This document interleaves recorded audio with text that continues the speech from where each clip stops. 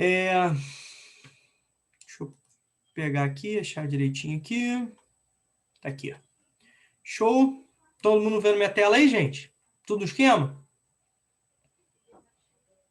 Vamos dar início aqui à correção. Tudo certo. Obrigado. Vamos dar início à correção dos capítulos 9 e 10, dos percursos 9 e 10 do livro de vocês. Vamos começar aqui do número 1. Vou pegar minha canetinha aqui. Tá ali, ó. Os Estados Unidos declararam sua independência da metrópole inglesa antes ou depois do Brasil em relação à metrópole portuguesa. Então, é uma questão um pouco de decoreba, né? Mas, de certa forma, a gente vai perceber o seguinte, que a independência dos Estados Unidos foi exemplo a ser seguido por outros países, né? O processo de independência dos Estados Unidos, a organização política, né? A proposta de Constituição serviu como base, como parâmetro, como exemplo, né? Obviamente, de alguns aspectos, né? Não na sua totalidade, obviamente, para vários países. Então, no Brasil, você vai ter movimentos de independência que vão, né, ter os Estados Unidos, ou o processo de independência estadunidense, como o grande exemplo a ser seguido, né? Como, por exemplo, manifestações, né, de conjurações aqui no Brasil no final do século XVIII. Legal? Então, assim, você tem a independência dos Estados Unidos, que simbolicamente, o marco ali, né, a declaração de independência no ano de 1776, momento de importantes transformações no mundo. A gente tem ali nesse contexto ali também, alguns anos depois, a eclosão da chamada Revolução Francesa, né, dando origem ou dando corpo, engrossando o caldo aí das chamadas revoluções burguesas do século XVIII. Então, o processo de independência dos Estados Unidos, né, inicia-se ali, tem como marco, como simbologia, não inicia-se, né, mas tem como simbologia o ano de 1976, que é a Declaração de Independência, e já no Brasil, a sua declaração de independência acontece em 1822. Então, nós temos aqui Estados Unidos, na sua declaração de independência em relação à Inglaterra, em 1776. Já o Brasil, cadê? Já o Brasil, em 1822, sendo os Estados Unidos, né, exemplo aí de processo de independência. Obviamente que o reconhecimento, né, por parte das metrópoles só veio anos depois, também, tudo bem? Então, a Inglaterra, por exemplo, só reconhece a independência dos Estados Unidos anos depois, né? Portugal só reconhece a independência do Brasil anos depois. Rômulo, se eu não soubesse essas datas, haveria algum problema? Não. A questão não está pedindo data, está perguntando o seguinte, ó, os Estados Unidos, né, declararam sua independência, né, da metrópole inglesa antes ou depois do Brasil em relação à metrópole portuguesa. Os Estados Unidos declararam sua independência em relação à Inglaterra antes da declaração de independência do Brasil em relação a Portugal. Tá claro aí, não? Show? Bom, Beleza. Beleza. Vamos prosseguir aqui, então. Vamos para a de número 2. Aponte as consequências da promulgação do ato de propriedade rural, né? Nós discutimos isso aqui na semana retrasada, né? Do ano de 1862, tá? Ó, fazendo uma referência aqui ao processo de independência praticamente 100 anos depois, para o povoamento do território dos Estados Unidos. Isso aqui foi fundamental, né? Porque essa legislação, esse ato, né, essa lei, vai gerar um processo de atração muito forte de imigrantes. Isso devido, né, às vantagens trazidas. Então, isso favoreceu o processo de expansão territorial, o processo de ocupação, né, territorial, dentro daquele sentido, né, de avanço para o oeste, e ao mesmo tempo você aumenta a presença de pessoas, você desenvolve determinadas áreas, você cria mais conexão econômica, e com isso você também tem um fortalecimento, uma ampliação, e até mesmo, né, a formação de um mercado consumidor interno. Tudo bem? Beleza? Que a gente vai perceber que isso também vai trazer influências para o processo de industrialização do país, uma vez que você vai trazer dinamismo, você vai ter pessoas, né, que vão ser importantes como mercado consumidor, mão de obra, né? Você vai ter ali um desenvolvimento econômico que vai gerar capitais que serão, né, reinvestidos, tá certo? Que serão reinvestidos. Então, esse ato, né, da propriedade rural, cara, você tem um estímulo muito grande. Então, assim, é sempre bom a gente comparar o Brasil, né? Então, você pega, por exemplo, duas grandes potências industriais que ganham corpo no final do século XIX, Estados Unidos e Japão, né? Em processos de transformações, né, estruturais. Cara, esses dois países, eles fizeram uma reforma agrária, né? Nos Estados Unidos, por exemplo, o governo dava terras, né? Dava não, né? Vendia terras a partir de poucos dólares, pouquíssimos dólares, certo? Chegando, né, a entregar posses, né, pequenos lotes de terras a 2 dólares, 5 dólares, tá? Desde que a pessoa, né, o indivíduo que recebesse essa propriedade, ele se comprometesse a ficar ali durante alguns anos desenvolvendo aquele local, né? Aí quando a gente fala do Brasil, até hoje o Brasil não executou, não desenvolveu, não colocou em prática uma reforma agrária, certo? Então quando a gente olha para o Brasil, quando a gente olha para a estrutura territorial do Brasil, um dos pontos que chamam mais atenção é a forte concentração fundiária, aspectos históricos que foram sendo agravados, né? Então nós temos uma imensidão de terras nas mãos de pouquíssimos, né, latifundiários, grileiros, especuladores, né, grandes empresários agrícolas, grandes empresários da área de pecuária, da agricultura, da mineração, certo? Então, um dos aspectos, um dos grandes entraves que o Brasil precisa superar se ele quiser avançar de fato na lógica, né, de redução do subdesenvolvimento, melhoria das condições de vida, tá bom? Garantia, né, de avanços nas áreas socioeconômicas, o Brasil precisa passar por isso, tá? Avançar sobre isso. Mas o Brasil tem uma das grandes problemáticas aí, é o seguinte, né, por questões históricas, aprofundadas nas últimas décadas, quando a gente olha, por exemplo, para o Congresso hoje, mais de 50% dos representantes do Legislativo Federal, eles são de representantes direta ou indiretamente, grandes latifundiários, grandes grileiros, grandes pecuaristas, né, grandes agricultores, né, muitos inclusive ligados a empresas internacionais, né, mineradoras e tal, que é a chamada bancada ruralista, né, que é apontada aí pelos especialistas como, né, a maior dificuldade política, né, para isso. Lembre-se que a mudança de legislação ou a efetivação, né, de determinados tipos de entendimentos legais perpassam pelo legislativo também. Gente, tranquilo aí a 2? Show? Sim. Show? Então, a 3 tem a ver com aquilo que a gente debateu aí na penúltima aula, né? Que fala sobre a questão do destino manifesto, né? Ó, explique o que foi o destino manifesto, beleza, esse é o primeiro ponto. Então aqui nós temos, ó, verbo de comando explicar. Só que na sequência precisa falar o seguinte, a sua relação com a conquista e povoamento interior dos Estados Unidos, a famosa marcha para o oeste, tá? A famosa marcha para o oeste. Então, quando a gente fala sobre o destino manifesto, né, a gente está percebendo aí que nós temos uma doutrina, né, um conjunto de ideias, de preceitos, né, de defesas, certo? Que começaram a ganhar corpo nos Estados Unidos em meados do século XIX, mais precisamente na década de 1840, né? A partir da contribuição de alguns indivíduos ligados, né, a um determinado tipo de entendimento ideológico, né, o próprio liberalismo político, tá certo? Que justificava que a ocupação das terras nos Estados Unidos, né, pelos estadunidenses, né, certo? Quando a gente fala sobre estadunidense, está se referindo justamente aos brancos, né, cristãos, puritanos, por eles serem, esse grupo serem eleitos de Deus, tá certo? E, consequentemente, eles tinham uma responsabilidade de criar nessa porção territorial um modelo a ser seguido, certo?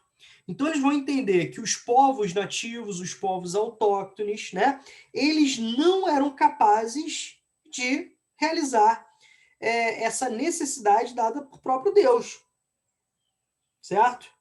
Beleza?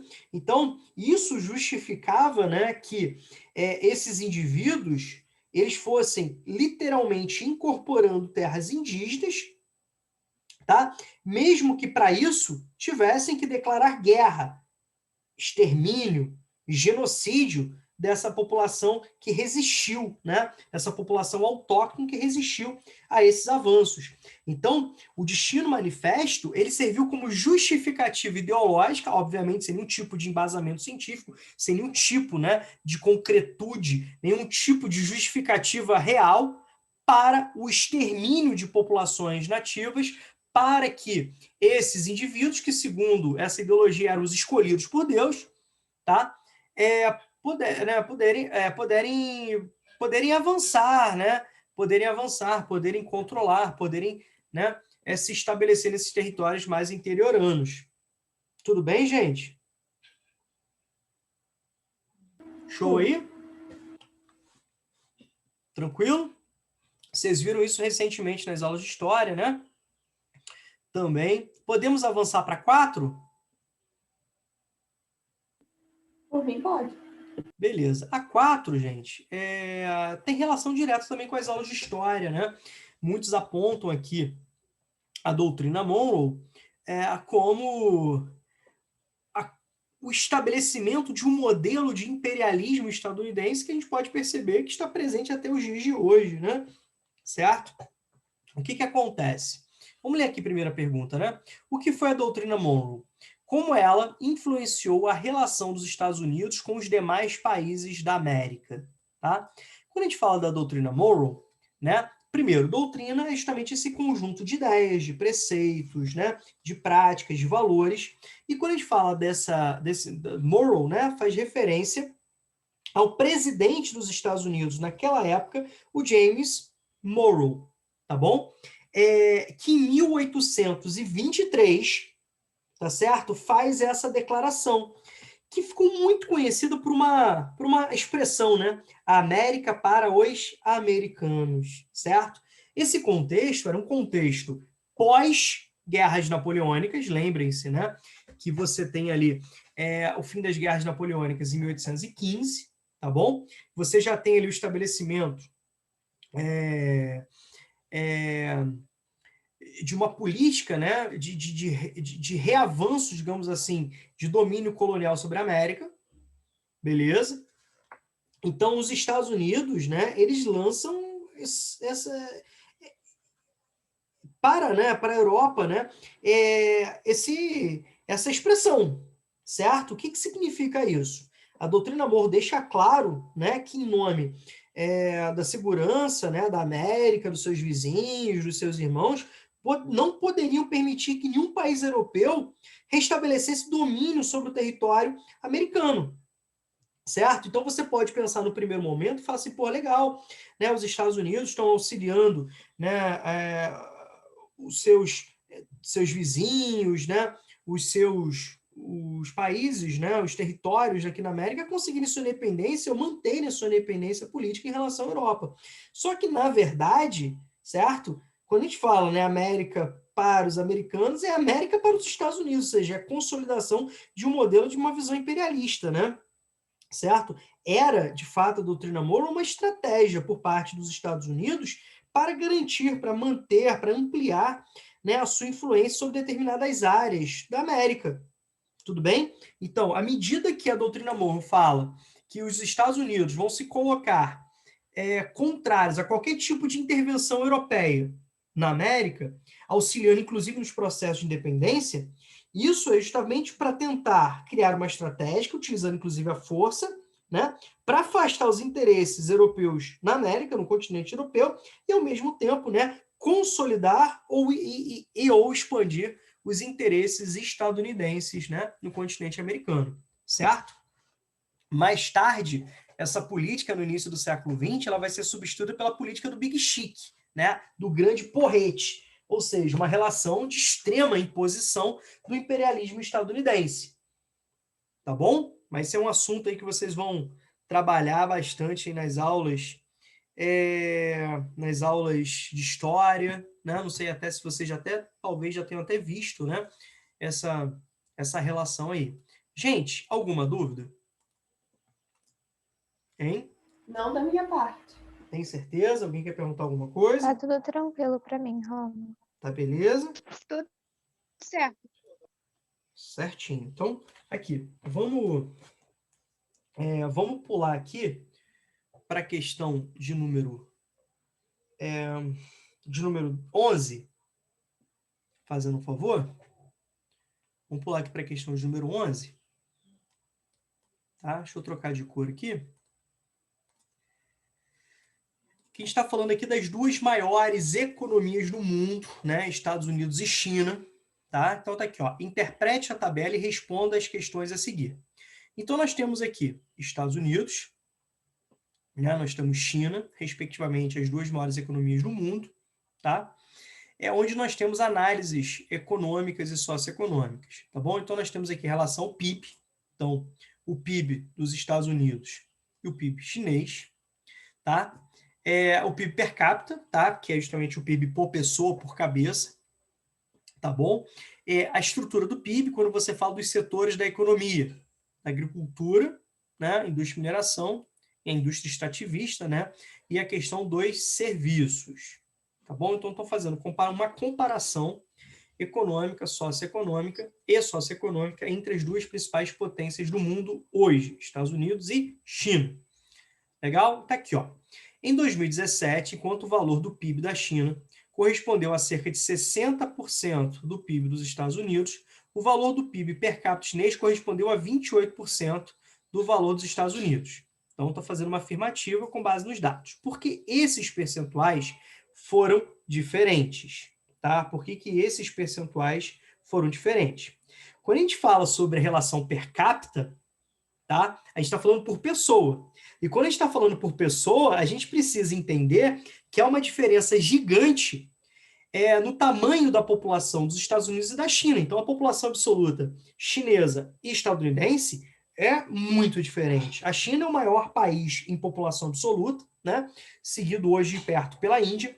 Hoje nós temos uma população chinesa, né? Próximo aí a 1,4 bi. Então, nós temos aí, né? Aproximadamente 1,4 bilhões de chineses, tá? E quando a gente fala dos Estados Unidos, a gente está falando em algo próximo, né? Vou botar aqui, ó, mais ou menos, algo próximo a 324, né? Próximo a isso, né? 325 milhões.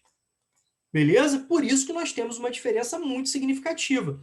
Quando a gente fala de 60% do PIB, quando a gente fala de 28% do PIB, quando a gente fala sobre a questão per capita. Tudo bem? Deu para entender isso? Então, aqui nós temos a diferença gritante, né? Quando a gente compara o PIB e compara o PIB per capita, né? Entre China e Estados Unidos, e o grande fator aqui, o fator de diferenciação, justamente é a diferença, né? A discrepância em população absoluta. Tá claro para vocês? Sim. Tá? Então, assim, o fato da população chinesa ser muito superior aos Estados Unidos é que explica, né? Essa diferença. Tranquilo? Vamos ver a B? O peso da agropecuária na formação do PIB dos Estados Unidos é maior ou menor do que a China? Justifique. No caso, gente, vocês vão justificar justamente pela análise do mapa, né? Com a análise do mapa. O que a gente pode perceber aqui, ó? Deixa eu tirar isso daqui. Opa, deixa eu subir aqui. Aí a questão está pedindo, então, ó, o peso da agropecuária na formação do PIB dos Estados Unidos. Cadê minha canetinha? Cadê minha caneta? Cadê minha caneta? Tá aqui. Então, quando a gente fala sobre a questão da agropecuária, ó, 0,9, 7,9, tá? Aí a questão está perguntando o seguinte, o peso da agropecuária na formação do PIB dos Estados Unidos é maior ou menor? É menor, né, gente? Então, a agropecuária nos Estados Unidos, como a gente pode ver na tabela, corresponde a 0,9% do PIB, enquanto da China a 7,9%, tá bom? O que acontece? A gente vai perceber o seguinte, que a China, no seu processo de desenvolvimento, ela vai controlar, né, a modernização do campo, as áreas, os setores agrícolas que irão sofrer essas mudanças, que é uma forma de evitar um êxodo rural intenso, né, muito acelerado, descompassado, que poderia agravar ainda mais as condições urbanas, né, a partir de um processo de urbanização acelerado caótico.